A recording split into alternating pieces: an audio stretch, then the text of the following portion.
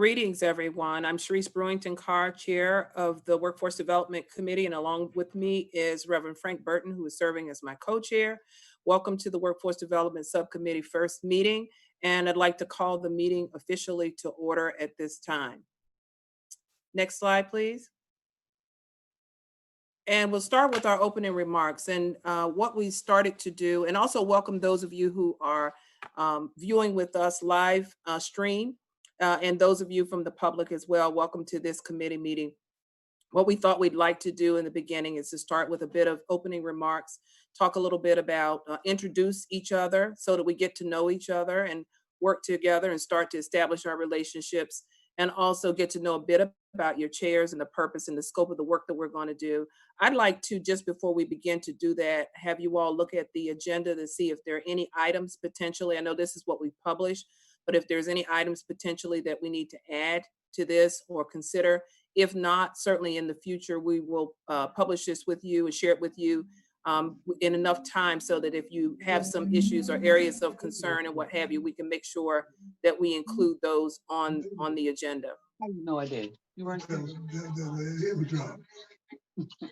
I'm hearing some background noise. Is everybody okay?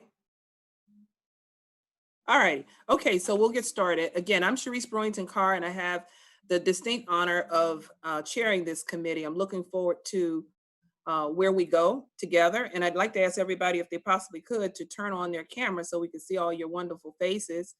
If you would do that for us, I'd appreciate that. All of you, if you could do that at this particular time so that we know who is on board. I think we had it on earlier, so I think everybody's films are working well. Thank you so much, everybody. If you would just take a moment and do that, we'd appreciate that. We've got a few more there. We could get you to open your video.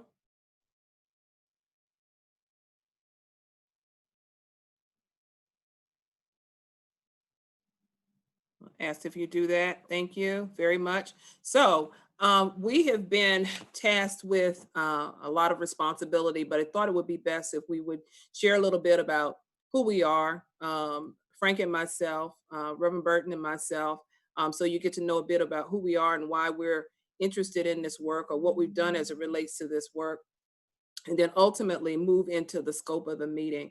Again, I'm Sharice Brewington Carr, and I'm looking forward to our work together. And I come to this with a bit of a background in law enforcement. I actually worked with the Delaware Department of Corrections and the Connecticut Department of Corrections in the field of as warden, associate warden at several of the facilities in Connecticut. And then also here in Delaware, I was the warden for a period of time at then Gander Hill, which is now Howard R. Young Correctional Facility, and after that, the Director of Juvenile Services for the state of Delaware also. So learned quite a bit, continue to work in law enforcement and with persons that are justice involved and what have you. And I'm looking forward to this particular work. So I'll stop there and I'll have you go, Frank, if you will, tell the folks a bit about yourself. Yeah, good afternoon. I would first like to thank Representative Cook and Attorney Parsons for their insight and vision in developing this task force and allowing me to serve as co-chair for the Workforce Development Subcommittee. Again, my name is Apostle Frank Burton Jr. I'm a 22-and-a-half-year veteran retired from the Federal Bureau of Investigation. In the FBI, I was a hostage negotiator and media coordinator, rights. I've actively been in law enforcement for the past 30 years. I'm also past founder, along with my lovely wife, of Perfect Will Ministries in Newcastle, Delaware, where I've been pastor for 17 years.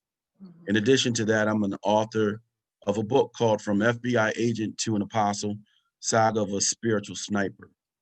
Now, I'm looking forward to some high stakes conversations that everybody has to participate in. If we're going to strengthen our police departments and our community relationships, we have to challenge ourselves and question our biases and preconceived notions. Most of all, we have to listen, not just hear, but hear each other and to put ourselves in each other's shoes. Mm-hmm. With this subcommittee, we're going to have to venture into what I call some hard places with open and honest dialogue in order to effectuate positive change.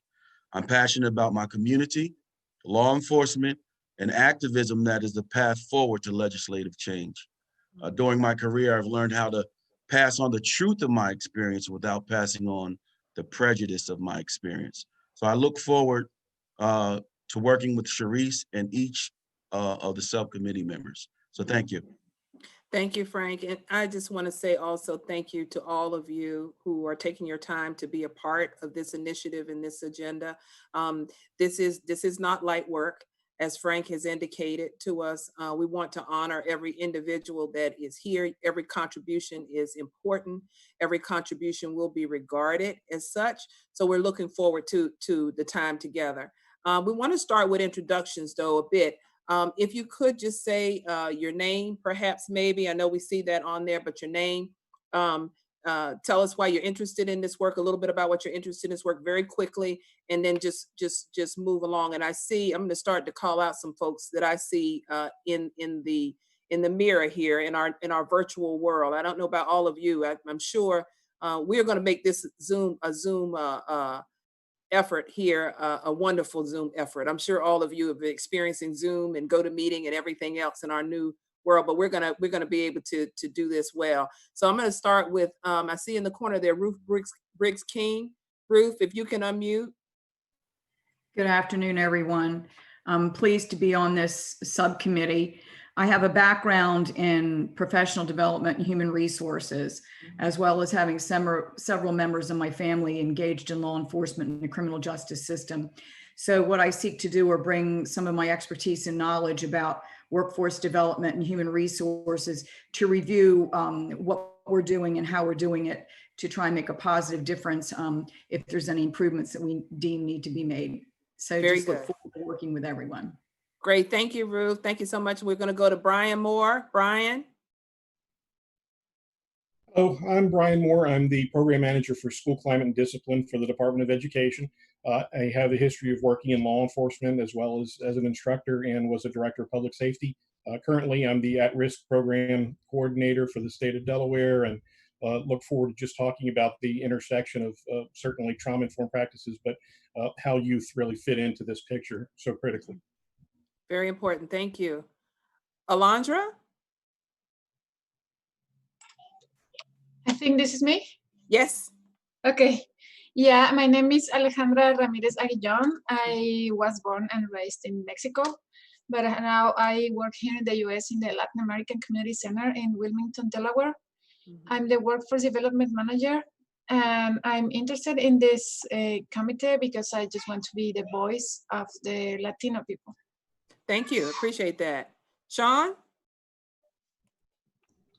Hi, good afternoon. I'm Sean Moriarty, 27 years with Delaware State Police, and had the privilege of moving over from the operations officer for Kent and Sussex counties, and now moved over to the administrative role. So human resources, training, the budget, et cetera. So really looking forward to working collaboratively with everyone as well. I think we have some great work to be done, and just looking for that spirit to move us forward and together. So thank you for having me. Thank you so much. And we have Jane. Jane Hovington. Jane, I think Jane told us that she was tending to a family. Jane, are you able to hear us? Yes, I am. Okay, can you, is it okay now? Can you introduce yourself? Certainly. Okay, thank you. My name is Jane Hovington. I'm a criminal justice major, and Officer Moriarty and we know each other from back in those days. But I've worked with criminal justice and individuals, and basically I'm a community representative, and I'm always concerned about what's happening in our community. And I work with the NAACP regarding issues within this community. And I'm just interested in what we're able to learn and take back to our community from this workforce development. Thank you. Very good, very good. Now, see now, Mr. Hughes. Hi, my name is R.L. Hughes. I currently serve as the Chief of Police for Georgetown. I've been involved in law enforcement or in the criminal justice system since 1985. So I'm very interested in hearing our path forward and working on a path forward. Very good. Thank you so much. Ariana. Ms. Jordan. I'm the closed captioner, sorry. Can you hear us, Ariana? Yes, can you hear me? We can barely hear you. I'm the closed captioner. Oh, I'm sorry. Okay. It's okay. Paige. Hello, my name is Paige Chapman. I'm the staff attorney for the Office of Defense Services. I worked in family court representing juveniles, and I now work in the Court of Common Pleas. I'm also the diversity and inclusion coordinator for the office. I come from a family of law enforcement. My dad is a retired state trooper, and I have family members that are currently active. So I hope to bring perspective and understanding from both sides of the issue, and I'm ready to get to work. Very good. Thank you. Tori? Hi, everybody. How are you? I am Tori James. I'm the Chief of Police for the Smyrna Police Department. 20 years on, and I definitely have a vested interest in this. This is really important as being, the Chief of Police, but not only an African American and a Black law enforcement executive. So, I do a lot of training and want to bring a lot of my feelings and training and education and be part of this. So I think it's important. Awesome. Thank you. Ann Farley. Good afternoon. Thank you, Sharice. It's nice to see you virtually. I want to thank Frank Cook. I want to thank you and Frank Burton, Pastor Burton, for chairing this committee. And I look forward to working with the esteemed members here and who are highly committed. I am a past director for the Division of Employment and Training. I'm currently serving as president of the board for First Aid Community Action Agency. I have my doctorate in urban affairs and public policy, and my thesis and my work throughout my career has been to infuse democratic values in our institutions, including our bureaucracy, in order to for an improved societal condition and help those who are most marginalized and vulnerable to systemic issues that would impact their ability to access the services from jobs to housing. And so I'm pleased to be working with everyone on this. Thank you for your leadership. Thank you for joining. Evan Caulfield. Am I pronouncing that incorrectly? I'm actually one of the DTI techs. You're DTI tech. Okay. All right. Very good. Rich Puffer. Madam Chair, I'm a House staffer. Very good. Natalie Wilson.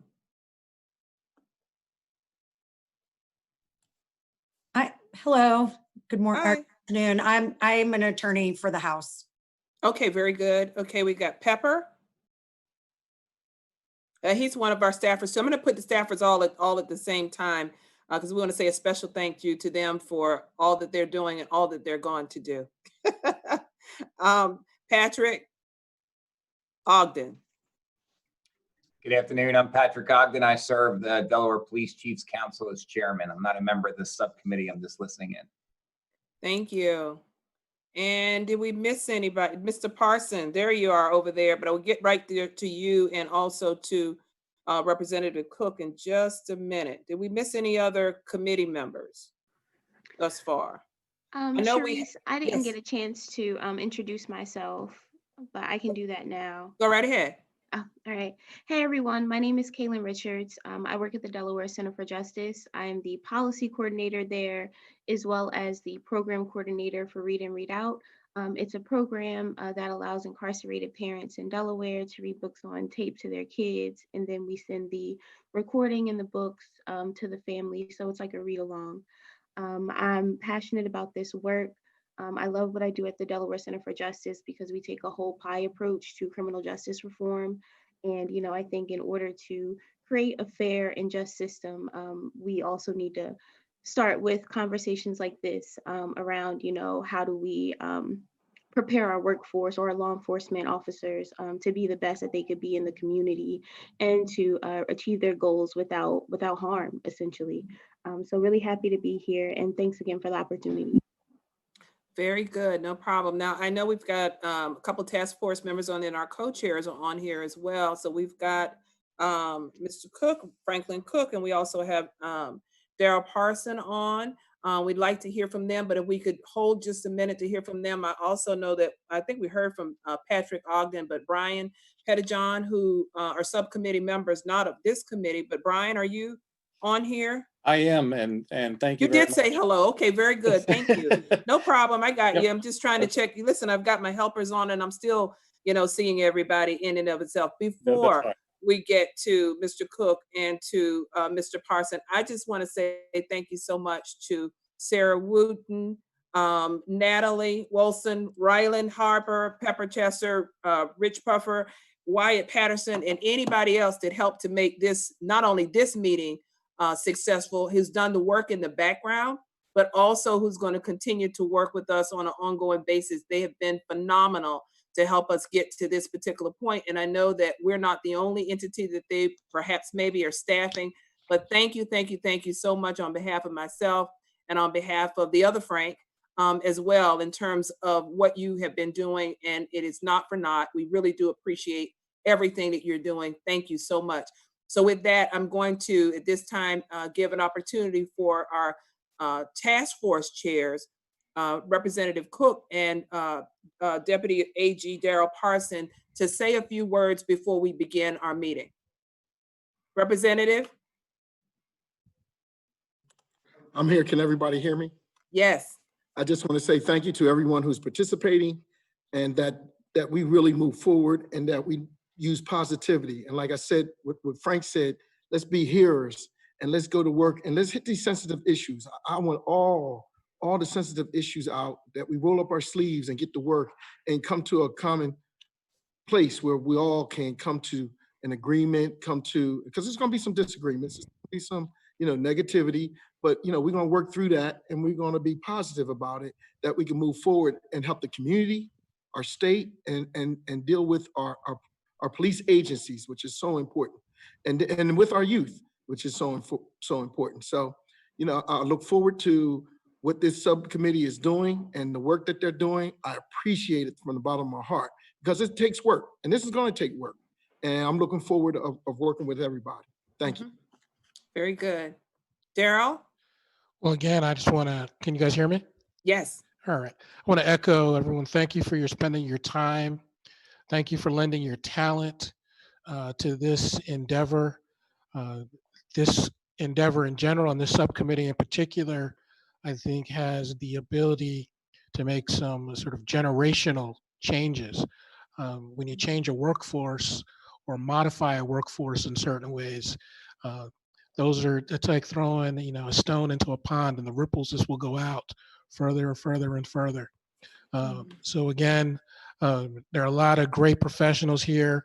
I look forward to hearing your opinions about some creative ways that can be employed in Delaware, from your successes and even failures in other endeavors.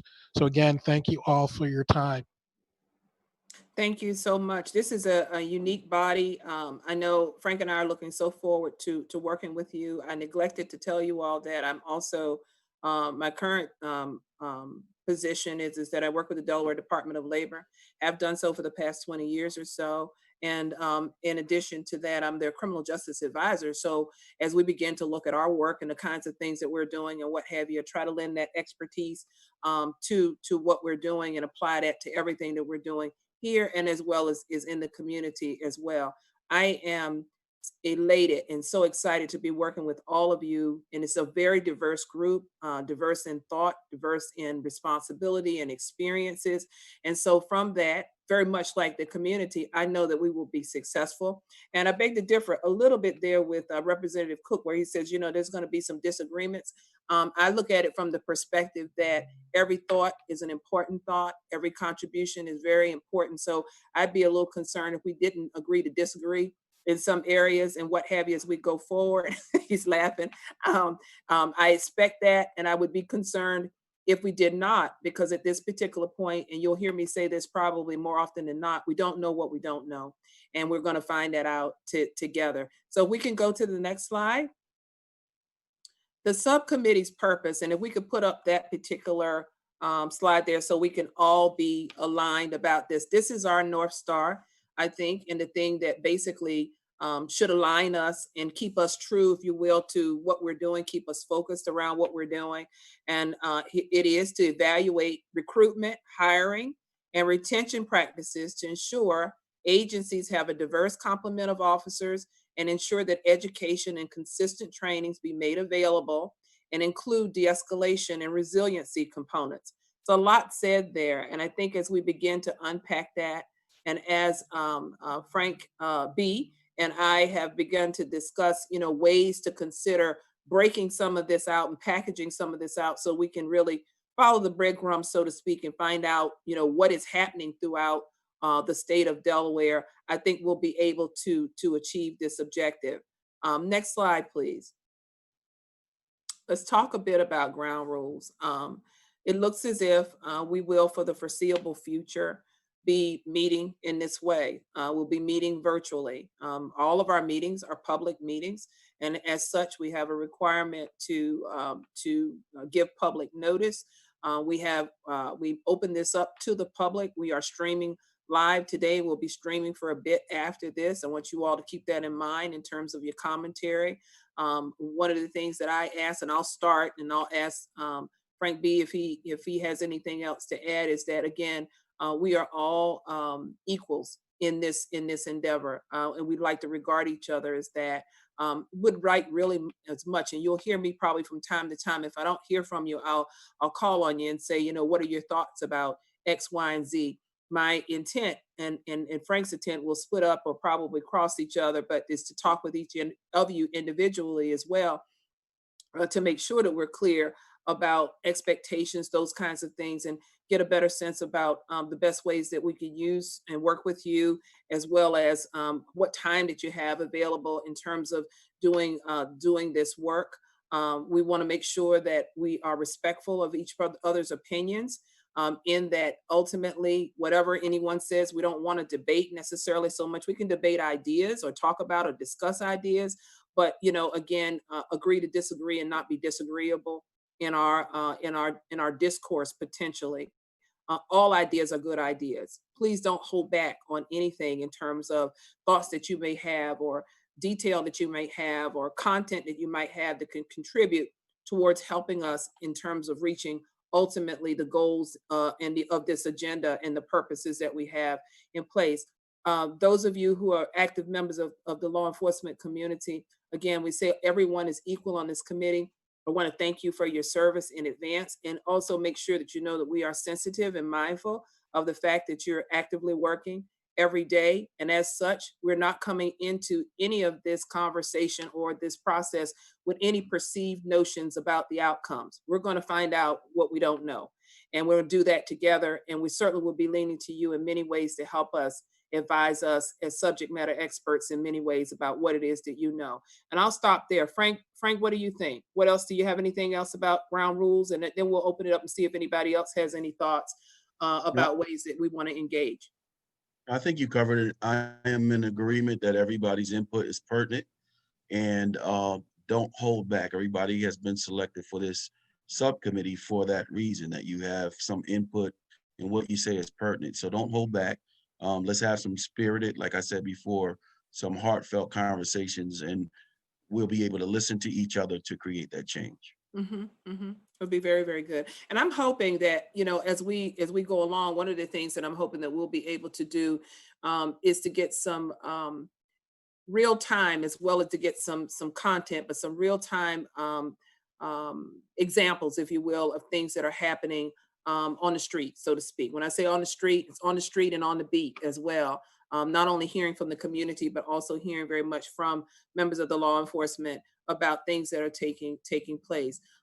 In part, I guess we move on to the next piece of this. Is there anyone else that has any strong feelings about ground rules, or thoughts about how we should engage or work together, or anything that's important to you that we should include? And maybe if you don't have it now, we can talk about it later.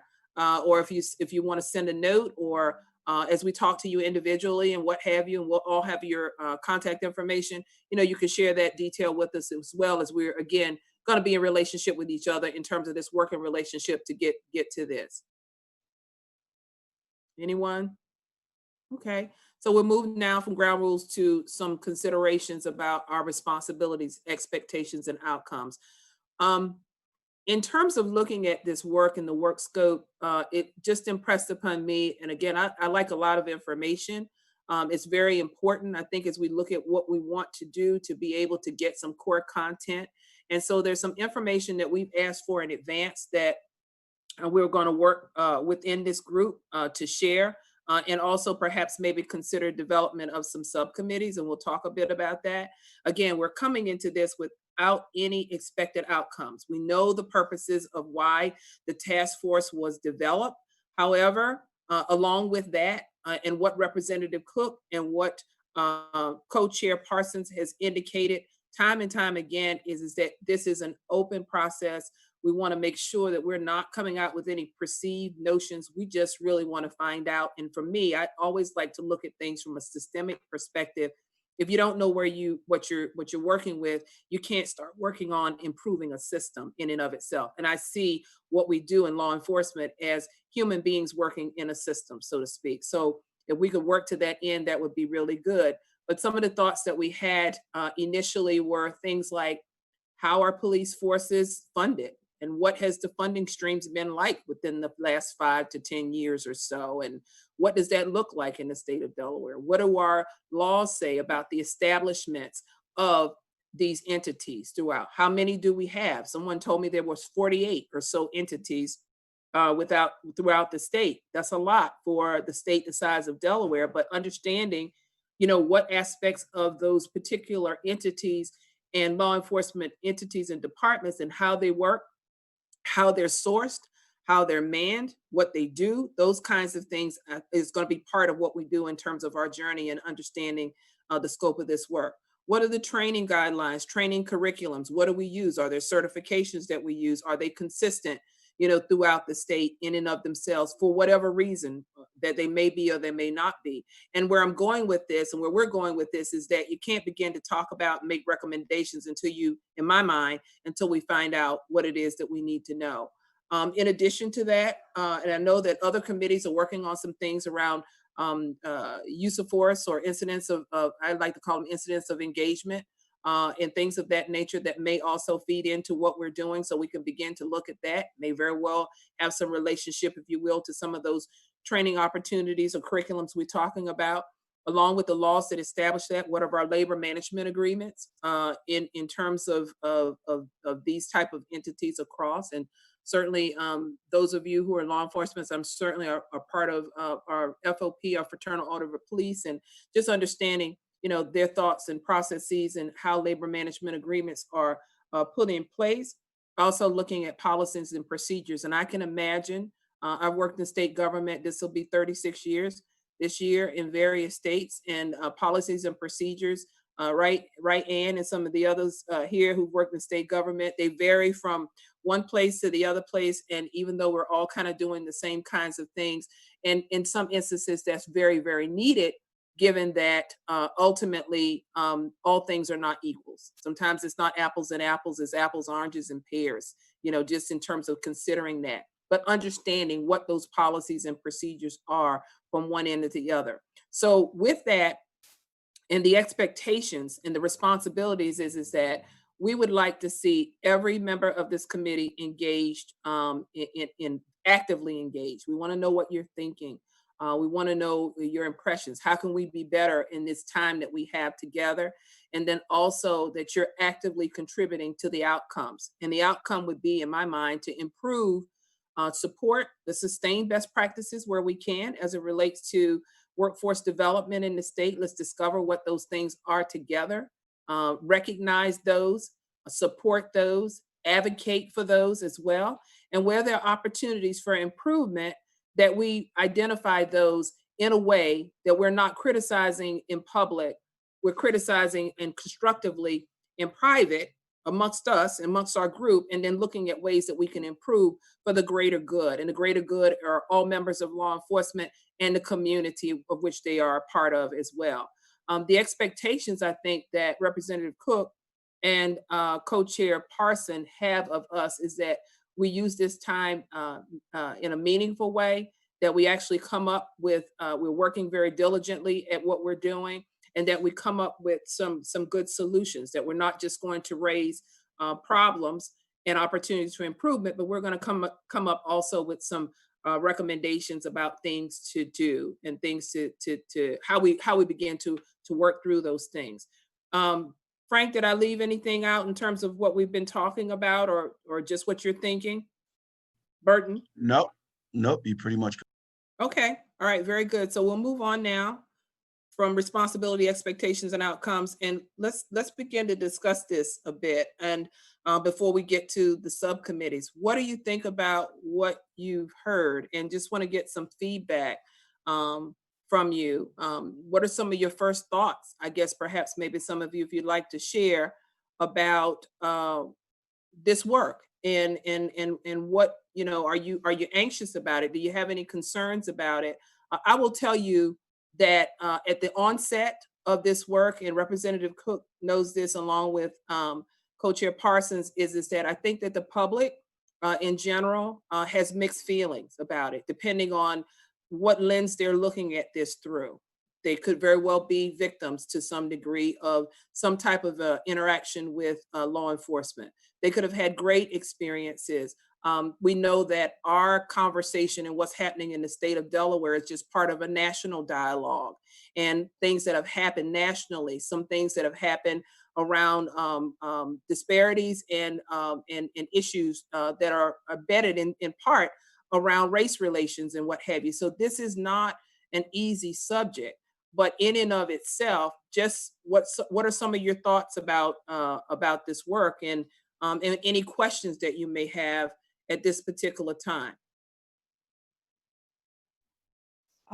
Cherie, thank you Yes. so much for your synopsis and the charge for the committee and the direction and the outcome and the spirit in which the work will be undertaken. I very much appreciate it. The only addition I would have is I think there are some very, which I would like to include, examples of best practices out there in engagement with law enforcement, workforce development. Back in the day before Representative Cook was a representative, and he was a county police officer. I worked in the county. I worked with him on a really neighborhood initiatives in very marginalized communities, outreach with community policing, and that was it really was a strong effort, encouraged. Was a pipeline for workforce development for young youth to consider law enforcement as a career that might not have considered it otherwise, and build trust in community. So I would recommend that we also look at some of the best practices that are being undertaken within the state of Delaware as we embark on our journey. Absolutely, definitely. If it's not broken, then we're it's no point in redoing it. But I think to your point, Ann, you're right on point about the fact that I think that as we continue this, what I like to call an investigation almost, and I know that law enforcement folks will appreciate that, is that as we begin to find, I'm sure we're going to find some pearls within the oysters of things that are going on throughout the state. And what I know much about individuals in public service in general is those individuals usually are the doers and not the tellers about what they're doing. So I'm sure that there are going to be things that we find that are best practices that we want to support and that we want to lift, and look at ways that we can provide equity around what we do across the field. Were you going to say something, Mr. Hughes? Yes, go right ahead. Yes, ma'am. I just wanted to echo Dr. Farley's point about there is plenty of good research out there that tells us some of the training, some of the education pieces that we should be using. And I hope that this committee really dives into that. I do believe this is an excellent opportunity for us to have some very impactful work around the training and education of the next generation police officers. Yes. As I mentioned earlier, I've been doing this since 1985. Part of my legacy, or what I want to pass on, is let's get the next set of folks that are going to be doing this the right tools, and the right tools come from the right training and education. Yeah. So I think there's plenty of room around that, and there's plenty of room, as you mentioned earlier, to talk about some of our standards for training, where we are, what they should look like. how we currently are structured through the Council of Police Training. And perhaps that needs to change, that to be determined. I think, you know, if that structure needs to change. But I think those are some of the heavy lifts that we're going to really have to take a look at. But I do look forward to the opportunity to discuss these things. And I think it's going to be, I think this will be much better for the law enforcement profession as an outcome. Yes, thank you so much. I appreciate that. Any other thoughts that folks have? Briggs King, and I Yes. I wanted to add that I think one of the things, and like you said, we don't know what we don't know, but in order to have the right kind of training and talent development, you have to begin with the right kind of recruitment. And I think it's so important when we talk about this, we need to talk about the recruitment process and the selection process that begins work as a law enforcement officer, because we can certainly glean some of how we're recruiting, where we're recruiting from, and opportunities from the beginning, because I think sometimes you have people that can come into a profession for the wrong reasons, or maybe the right people and that's not the right fit. So we need to look a little bit also at our recruitment as well as our process for promotions once we bring them in and once we're training. I think those are two very important things in this discussion about, we're talking about workforce and workforce development. Thank you. Thank you so much. Any other thoughts that I'm sorry, go ahead. Someone else had, who was that? It's Brian Moore. Brian, go right ahead. I just wanted to echo, and I really can't thank Representative Cook enough for bringing up and really reinforcing the youth in this. Most of my career has been spent working with youth aid officers and school resource officers, as well as currently I'm the chairman of the Police Athletic League, where I've worked with Ann and I've worked with RL.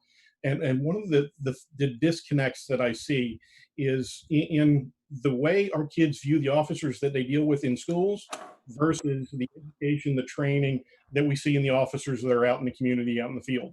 And that gap continues to widen, and that's an area of huge concern. Recently, we went up to Philadelphia to look at the Kids and Cops program, and just incredibly impressed in what it was like to take a patrol officer with some guidance, with some direction, and put them in the same room with some kids who were considered at-risk youth who had, you know, a negative perception of law enforcement, and kind of get them to see both sides of what they were experiencing. And really would love to bring that kind of information to Delaware, and certainly some trauma-informed practices around what the kids are going through and how we could stop that cycle of, not only for law enforcement officers to be able to understand more the adolescent mindset, but for kids to be able to have a better understanding of the people that they're encountering on the street.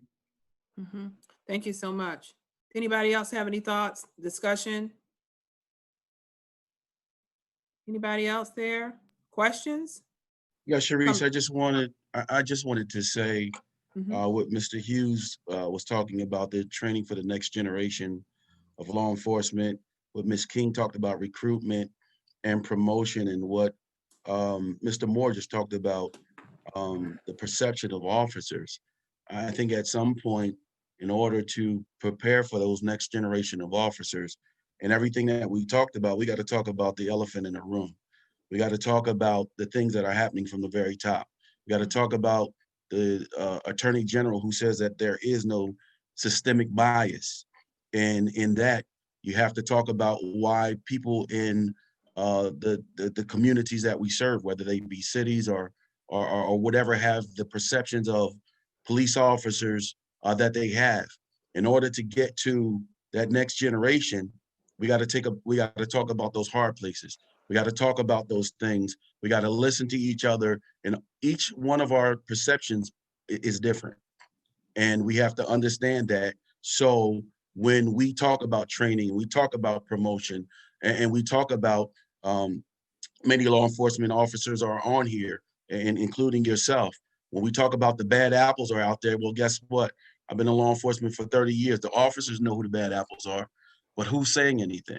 Are you reporting it? Are you saying anything to your commander or your chief, or are you just going along with the process? So again, that's the part that I was talking about, the open and honest dialogue. In order to get to the path forward, we got to talk about the issues that nobody really wants to talk about.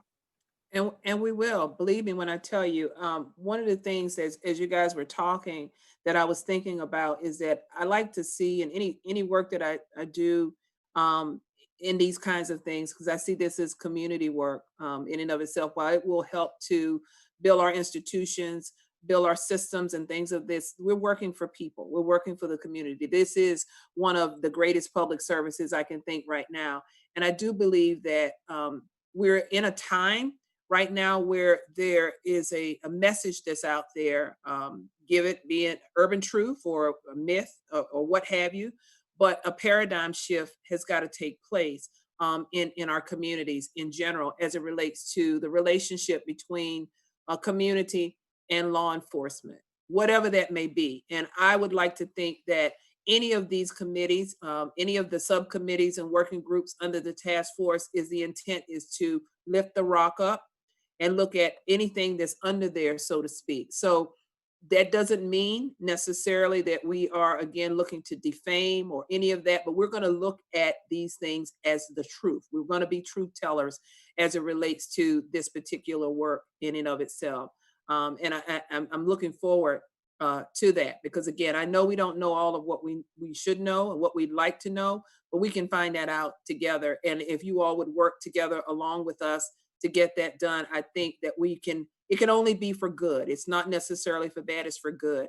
I do believe that too, as we begin to look at this, we must also look at another elephant in the room, which is that has funding. And one of the key things that I've asked about is the funding entities that have taken place and how much money has been spent or not in the state of Delaware, federal resource and et cetera, within the last 10-year ban. I asked for 5 years initially. My intent would be really to look at 10 years to see who gets what, where, and from whom, who needs what, where, and from whom. I think will be informed in part by the work. And to your point, Ruth, about recruitment, retention, those needs and what have you, we very much have to look at the almighty dollar sometimes and looking at those kind of things as to how we get people to come in, how we get to keep individuals, how we support them on the job, how ultimately we deal with issues as they present themselves and what have you. What is it that's happening if there's a blight and people are leaving law enforcement, and why? And all of those kinds of issues will come up, I think, as we begin to look through this work. I asked Representative Cook and Daryl. I have not had a conversation directly with him, but more with Cook. And I wanted to know, it's like, what do you want when, and how soon do you want something when? Because this is not a one and done. It's not something that we should speed through in terms of being able to get the content, but we do, and we will produce. I promise you that. But we do need to have some ideas about some marquees and some benchmarks and those kinds of things. And I'm sure that'll be shared more as we go along. I believe our committee is the last committee to meet out of the 4 thus far. And I'm sure that the co-chairs, task force co-chairs are kind of regaling and looking at those things and trying to discern, how do we begin to approach this and what exactly do we want to do in terms of an outcome of an actual hard product or something that we want to give to report our progress, on an ongoing basis. And after this meeting and after they consider that and what have you, I'll be sure to share that as we go forward. So is there any other discussion or questions that we have right now around that's on your mind initially? We'll do this on an ongoing basis as we meet, but I'd like to move on to some considerations about subcommittees and development of subcommittees, because as we've talked about the myriad of this work, we're going to have to break it down and break it down into some groups. And ask some persons to take some lead on. We haven't decided on leads, but we've begun to talk about some of those groups and what have you around what we want to do. So before we get to meeting schedule, let me just talk about that a bit. Frank, I'm sorry, did someone else have something? Yes, this is Jane Hovington. Yes, ma'am, go right ahead. One of the concerns that I have, or one of the issues that we haven't discussed, is we've mentioned about perception and things, perception of the community to the police officers, but to the police officers, from the police officers to the community, because the media plays such a strong part in the perception that some individuals have of the community. If you look at the media, whenever there's a crime committed, you can tell immediately who committed the crime because of what's placed on the television screen. And that in itself also reaches down into the community, because they perceive the same thing, because all they see are Black people who committed crimes. And so as a result, they expect them to commit crimes. And if there's not a crime, that if there has not been a crime done, the fact that there's a Black person involved, immediately policemen are called, because you know how many times you hear them talking about guilty because you're riding in your car, guilty because you're standing at your apartment. People have been shot for less than, and it's not something that's talked about. It's the fact that. Did we lose you, Ms. Hovington? You went on mute. Okay, there you go. The fact of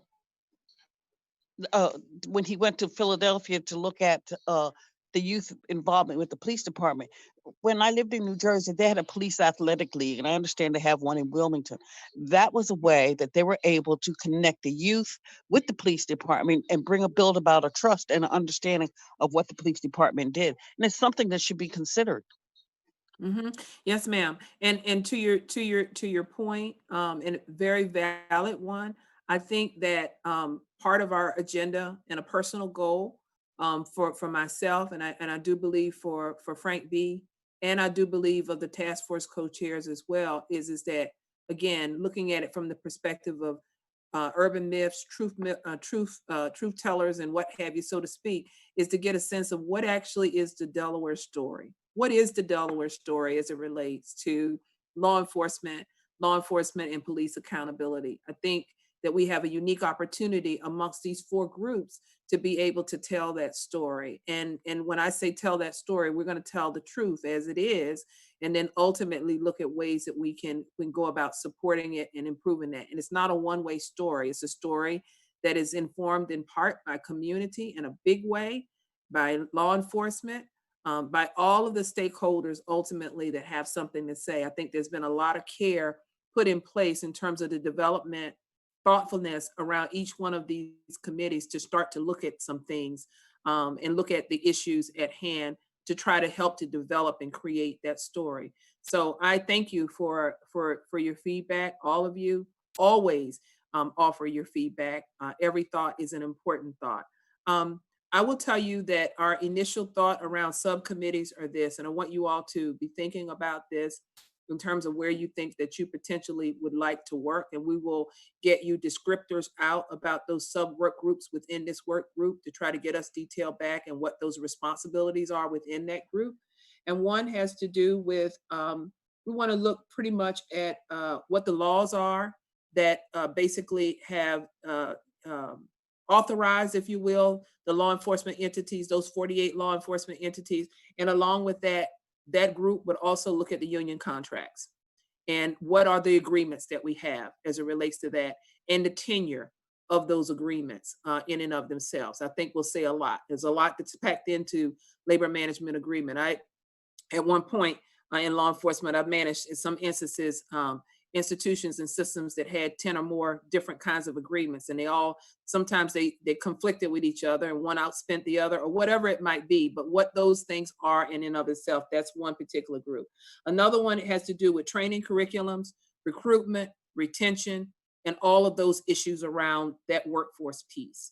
That's another group, a working group, if you will. I struggle with this one around the incidences of engagement. We say violence. We know that there's another working committee that's dealing with transparencies and use of force. I don't see necessarily them being two of the same thing. I think that they're different in part, and they may end up ultimately getting some of the same information. But I'd like to see what are the incidences of engagement. I can imagine that perhaps, and just throw it out, you know, we've got Chief down there in Georgetown. His incidence of engagement may be different than what happens in Millsboro, may be different than what happens in Dover and or in Wilmington. We don't know until we find out and we start to look at those kinds of things and what have you. And what does that mean around those protocols? Funding, I think funding is extremely important. How police entities are funded and how they are sourced. What does that mean? I'll give you an example. I know that how do you credibly advocate for a one-man or two-man police entity similar to one that you would have, you know, like in a Dover Police Department or in a Wilmington Police Department or in the state police and what have you. But what are the needs? What are the community needs as it relates to that? But what does that mean as it relates to funding and et cetera? And then the last one is around policies and procedures. What are the policies and procedures that, you know, are taking place throughout the agencies? Do they have them? You know, what are they? You know, we heard earlier about the Council of Police and training and those kinds of things and what have you. That's different from your actual operating procedures in and of themselves. You have your training curriculums, you have your procedures. So I'll repeat those again, those groups right now. And it's only so many of us, so some of you may be working on two groups. And that is laws. And I know that some of our staff attorney can help with that, finding out laws and union agreements. And maybe that's something that we put out there administratively and it's reported back to us, I'm not sure. Training curriculums and recruitment and retention, looking at how we do that. You know, what are the processes around those kinds of things? Incidents of engagement in violence. You know, where does that land in terms of what's happening? Funding and policies and procedures is what we're looking at. Did we miss anything? And as you see the descriptions for each of these, you're going to see some things being enveloped in those. Well, go ahead, Ruth. Did we miss something? A couple of things I think we've missed, and it may be in a discussion is somewhere else, but that thing about progressive discipline or what to do when there's a performance issue. And then the second thing is many times, many of our officers may be under stressed or something else. And if they report it or go for treatment, then they're sort of off duty, and that's a financial impact. So I want to look at some policies that might be challenging or competing for the best results that we can get for the community, for both those that are working and struggling, as well as the community that they're serving while they're struggling. So I think that, to me, I don't know where they would fit in, but I think policy and procedure, that's what I was thinking. Under policy and procedure, I thought about a number of things like trauma-informed care. What do we do in the event when an officer is exposed to post-traumatic stress? How do we deal with all those kind of things? You know, the discipline piece, all of that to me spoke under policies and procedures. I don't think there's a one size fits all, and we'll see what we see once we get it back to see if it exists or not. But to your point, definitely needs to be there, but how does that happen? Is the officer that's dealt with, that's a two-man complement dealt with differently than the person who has a 150 person complement? What does that look like? And is that person any less traumatized on the 2-man versus the 150? I don't know, but we'll find out. We'll find out, and we'll find out what's out there to some degree, okay? Any thoughts about anything that we left out in terms of those headers? Now, those are just headers, because underneath there, Frank B and I will go through and say, these are the things that we consider under each one of these areas that you would want to look at. So it's a broad brush right now, but underneath there where they sit, and then ultimately send that out to all of you and ask you where you think you might be able to contribute and where you might be able to work. Some of you may be asked simply because of your background and your expertise if you would work on this particular area or not. That would be good. One thing I'll say, and I talked with Frank C. last night about this, is that in some instances, we know this is this work also is public safety oriented.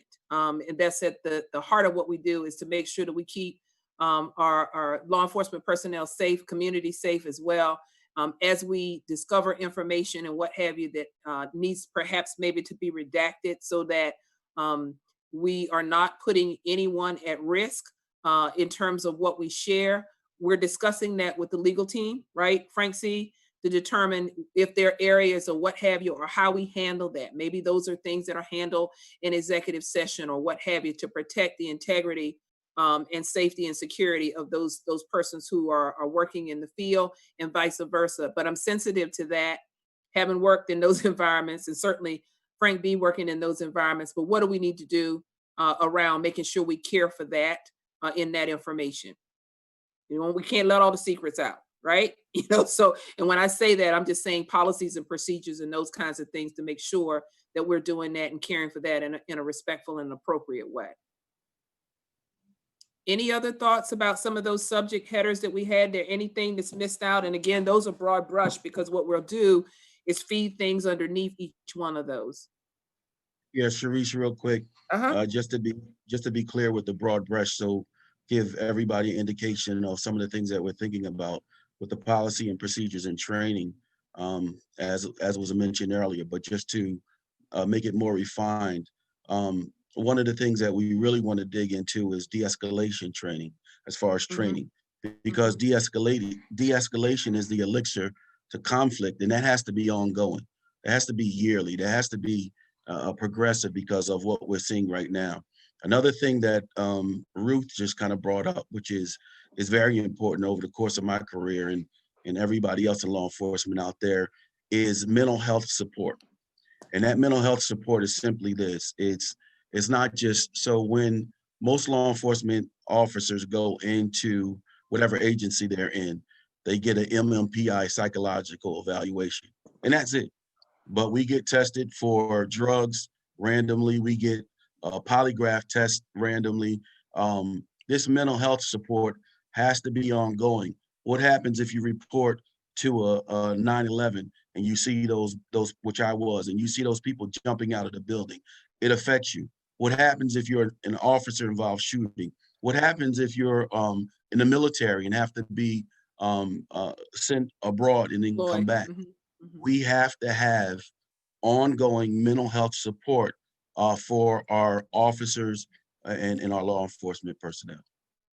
I think that, and as we continue to flesh out those broad brush headers, that will make sure that we include those kinds of things around making sure that emotional well-being is at the forefront of what we talk about and we do, and how we care for our first responders and our front line. And we've been hearing a lot about that, not only in law enforcement, but in most first responder fields, about, how a person's cared for when they have to go back time and time again and may be unwell. Who knows? But we need to find that out and find out what we're doing for folks here in the state of Delaware, and what we need to do more about that. All of those things, I think, are going to be golden nuggets, if you will, of things that we discern is there or not there or should be there. And to your point, Ann, getting back to what looks like what best practice is. I know if you talk to people about community policing, there's probably 12,000 definitions about what that is in and of itself. But what does that mean for Delaware? What does that mean for the diversity in Delaware, in our townships, in our cities, in one city, but in our townships and communities and what have you? What does that mean there? And it's okay to have some flexibility around those things based on the needs of those communities. And again, be able to tell that story and hopefully, I think also rebuild trust. There's been a campaign in part around nationally around what happens with law enforcement. It doesn't help when we have bad actors, as you say, which I like to think is a minority population of what happens in law enforcement.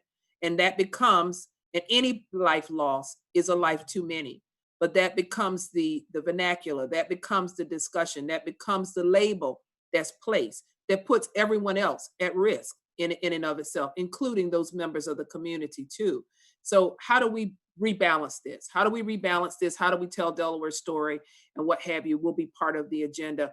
And back to that purpose slide that we had, it talked about the de-escalation and resilience. How do we keep a force safe and healthy? And how do we build for the next force? To your point, how do we do that, ultimately to make sure? I don't know about you all, but I in most instances, law enforcement and corrections and any aspect of law enforcement, people are not necessarily always running to those jobs. And I know there's usually vacancies and there's things of that nature and what have you that go on. So we just need to be mindful about that. And that's just a nature of the work, but also what are ways that we can do to make people feel okay about working in these particular environments. Are you going to be safe when you work there? Are you going to be able to work in a camaraderie fashion? Are you going to have policies and procedures and training and things of that nature that are going to enable you to do what you need to do? And if you don't do what you need to do, are there things that we're going to do and expectations that we have of you as a law enforcement professional in this state? So all of that said, I think we can move, unless is there any other parting thoughts around discussions and questions before we go to, I think next we talked about the subcommittees. May I just say, yes, Sharice, please. Thank you very much for what you've presented and the committees. I just think it's important that we really, that what brought us here to this point, that we keep that at the forefront of in our minds and in our hearts, because what did was the death of many individuals in a way that was Unjust. unjust. And since then, there's been tremendous polarization, and I really like the scope of work that we've laid out and the spirit in which we're approaching our work in terms of healing within our community and within our state, and finding a pathway forward where police and law enforcement have a role of really protecting the public safety of our communities, and they're not perceived or viewed in a way that is one of fear and trepidation that one's going to lose their life if they engage. And I think that's the elephant in the room that really does need to be addressed in a way that's not polarized or charged, but that's done with the spirit of how do we get about there. And I think the committees that you laid out are perfect pathway for us to do this in a really positive framework. Thank you. Thank you. We want to stay positive, and we want to deal with, you know, it is what it is in terms of issues here and what have you, as we get to Delaware's story and we look at what Delaware's future is and what we'd like to see happen as it relates to amongst our law enforcement here. So with that, unless there's one other or any other thoughts there, anything burning for you all, and again, we'll be talking to each one of you individually as well, just to, as you process some of what's been said. We can talk further about that too before we get to our next meetings and also our committee meetings. Next slide, please. So we'll talk about a meeting schedule here. Given that we are going to have, we didn't agree on this before before we got your input, but given that we are going to have some work beyond the work, other than just this group, I see this group as our report into. So for those working groups that we talked about, those subgroups that we talked about, those would be groups that would be working outside of the scope of this meeting. And when this meeting comes back, those entities would be reporting into this meeting in terms of their progress, if that makes sense to you. So this will be our get together. Other than that, you'll be broken out into groups based on your interests and based on some of us making some very some nice ask of you to participate on those groups, and then ultimately coming back here. So in that end, I would like to ask Representative Cook and Co-Chair Parsons, you know, what are you seeing in terms of the large group like we have in terms of meeting timeframes, and maybe even some of the staff might give some feedback as well, just so we can give our working group some time to work also. Are they meeting monthly? Do we think that's too quick? Because my sense is that maybe every other month this group would meet, and in between those subgroups would meet, which Frank B and myself would split ourselves between those groups anyway, those working groups. But tell me what you've seen with the others and what your expectation is of the groups. Daryl, go ahead. I see you and Frank both open. Okay.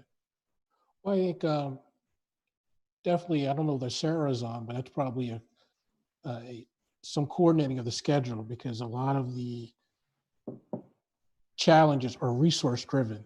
Yeah. When it comes to, you know, getting everyone on a Zoom call and the DTI support, which is required to hold a Zoom call, because even though we may have 20 or 30 or 40 people actually participating, we have to make sure we have, you know, availability for a much larger number.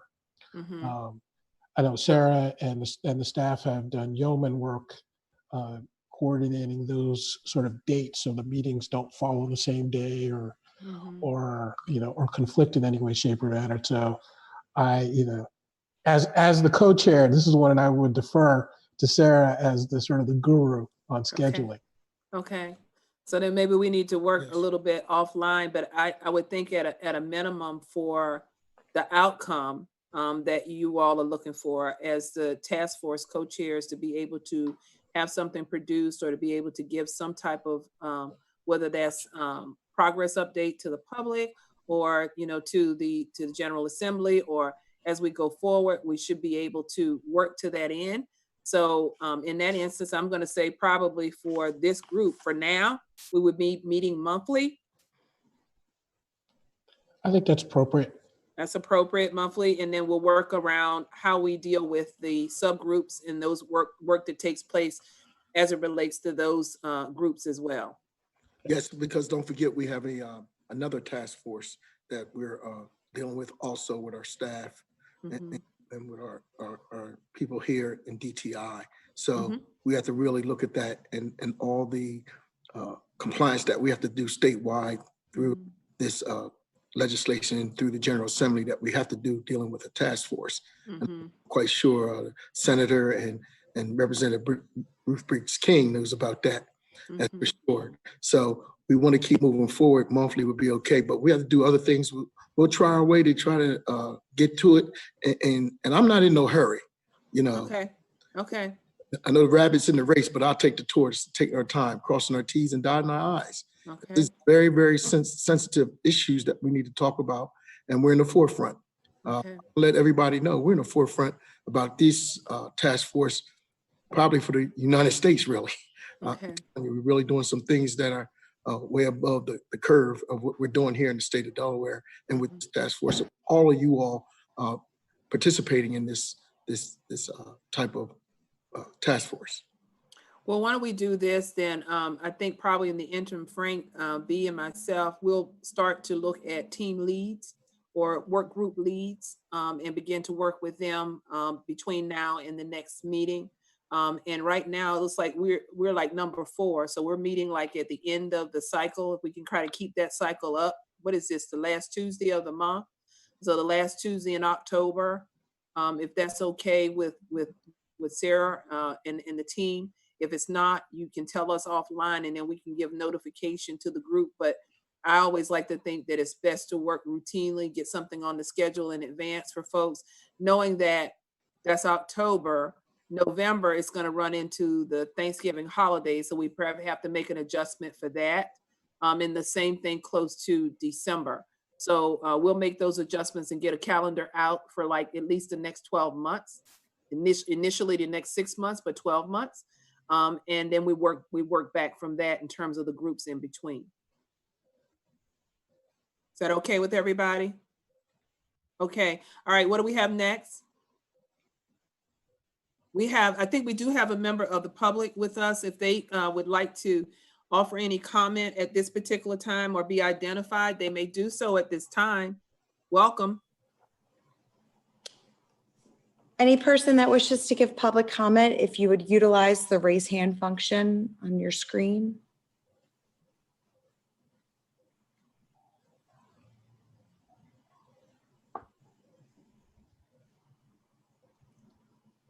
It appears that we have no public comment today. Okay, very good. Thank you so much. What do we have next? Can you hear me? Yes, go right ahead. Who is that? Yeah, this is Mr. Muhammad Bey. Oh, how are you? How are you, sir? All right, I'm here from Texas. I'm here to care for my mother. Originally, I'm from Delaware. I work at the Howard Young Correctional Facility. I work with the Texas Department of Criminal Justice for 25 years. You know, so I'm here to be part of the solution. I submitted some questions I had and some comments. One is the police force that work in Wilmington. Do they live in Wilmington? They need to, number 2, have a vested interest in the city of Wilmington. And number 3, back in the 70s, we should have community security patrol, working with the police department, ride-alongs, that sort of thing, to be part of the solution, you know. So those are kind of areas or concerns that I was